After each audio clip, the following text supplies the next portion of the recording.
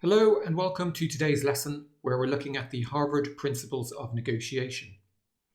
Now, the need to negotiate is everywhere. Whether you're hiring a new employee, requesting a raise, or interacting with your partner or friends, good negotiation skills are a must. Unfortunately, most people have never learned the art of negotiation and are thus terrible at negotiation. Now, before we jump in and look at the principles, let me quickly give you some background for context. The principles came about through the Harvard Negotiation Project, which was established to improve negotiation theory and practice. Then later, the book Getting to Yes was written by the two founders of the project, Roger Fisher and William Ury, giving us the principles of negotiation that we're looking at today.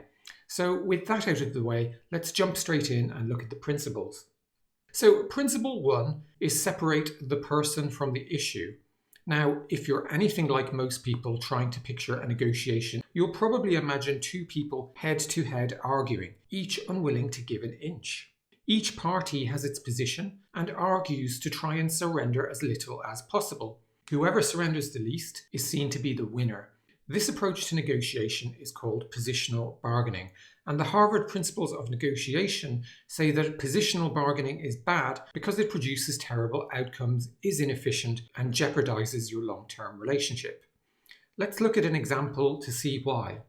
Imagine there's one orange, and each of our negotiators wants it.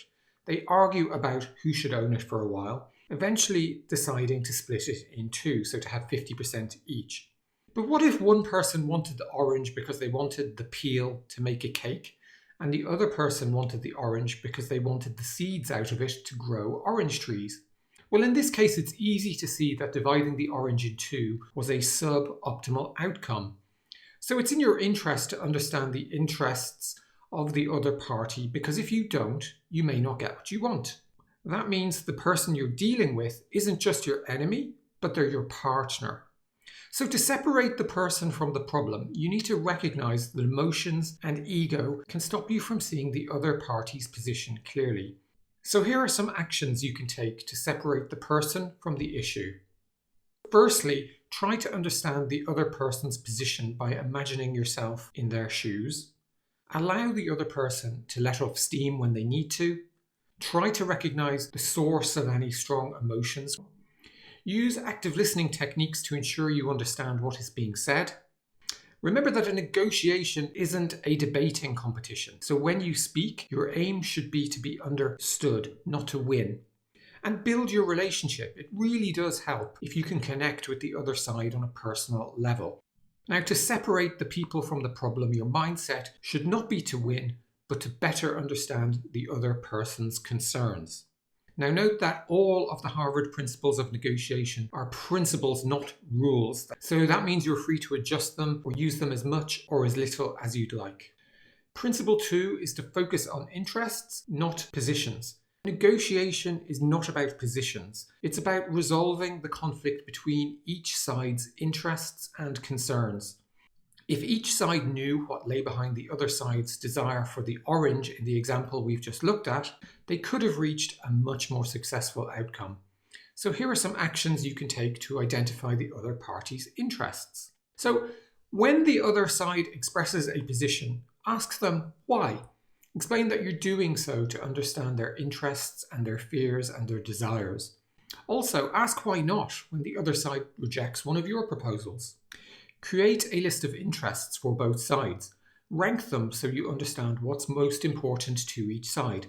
Finally, acknowledge the other side's interests. If you want them to consider your interests seriously, then an excellent place to start is by showing them that you understand their interests. Principle 3 is generate options for mutual gain. So the key to finding options for mutual gain is understanding that shared interests lie at the heart of negotiation. When exploring options for mutual gain, there are 4 traps that people commonly fall into. Firstly, judging ideas too quickly. So nothing hinders new idea generation more quickly than someone immediately shooting those ideas down. Secondly, trying to narrow your options too quickly to find a solution. Thirdly, assuming that the only outcomes are win-lose or lose-win. So that means that you're assuming the size of the pie is fixed, that you can't both win. So finally, ignoring the interests of the other party. Remember that to reach an agreement, you need to create an option that satisfies the other party's self-interest.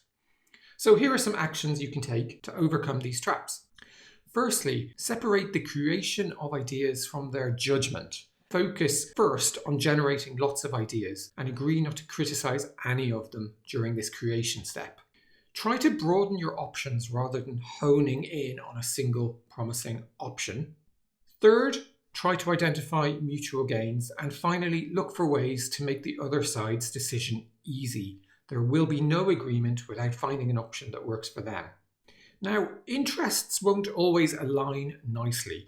So the key to moving forward when interests differ is to look for interests that are high cost to you, but low cost to the other side, and vice versa. Now, once you've found these interests, the party on the low cost side of the deal should suggest proposals that are appealing to the other side.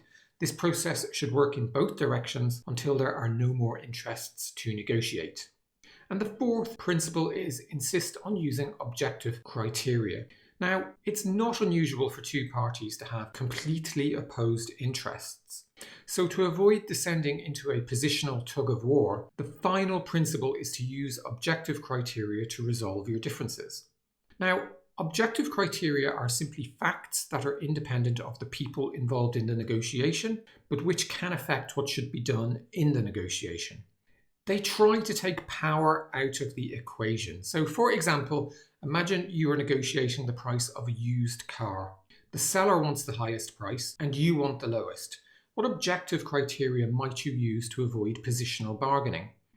Well, one criterion you might use is the car's book value, and maybe you can both agree that it should be taken into consideration. What's another criterion? Maybe you could use what's common practice in used car deals, for example. That could be adding servicing or other extras into the deal if the book price can't be agreed upon. Now, it's important to note that objective criteria aren't as powerful as you might like. In our car example, you might ask the seller to agree that book value is an objective criterion, but they can simply say no, and that they want more, and that they actually think they can get it. Despite this, objective criteria are still useful for a very simple reason.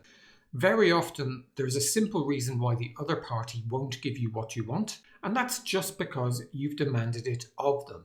So introducing these objective criteria can be a way to turn the conversation away from positional arguing and towards looking at some other objective measure.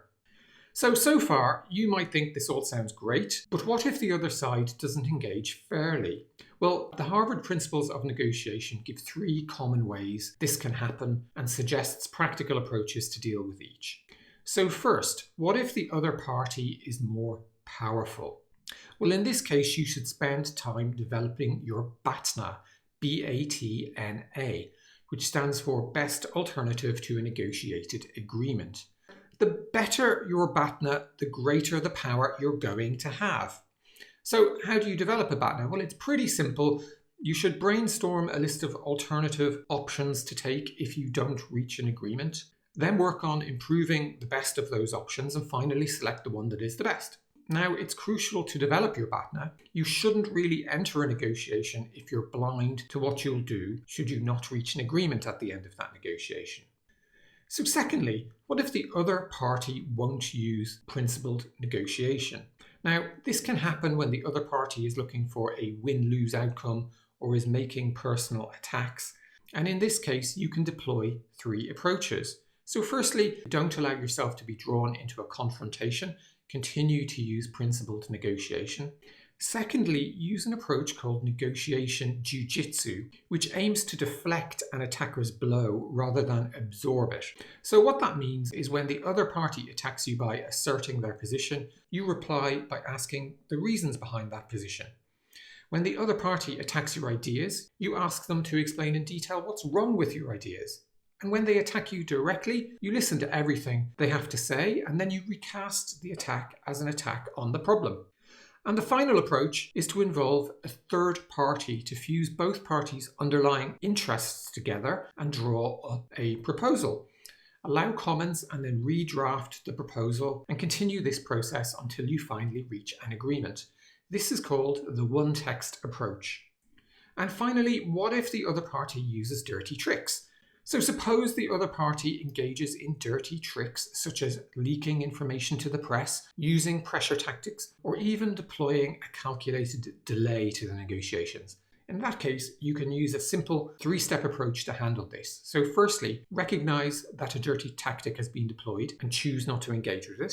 Secondly, call out that the dirty trick has been played to the participants.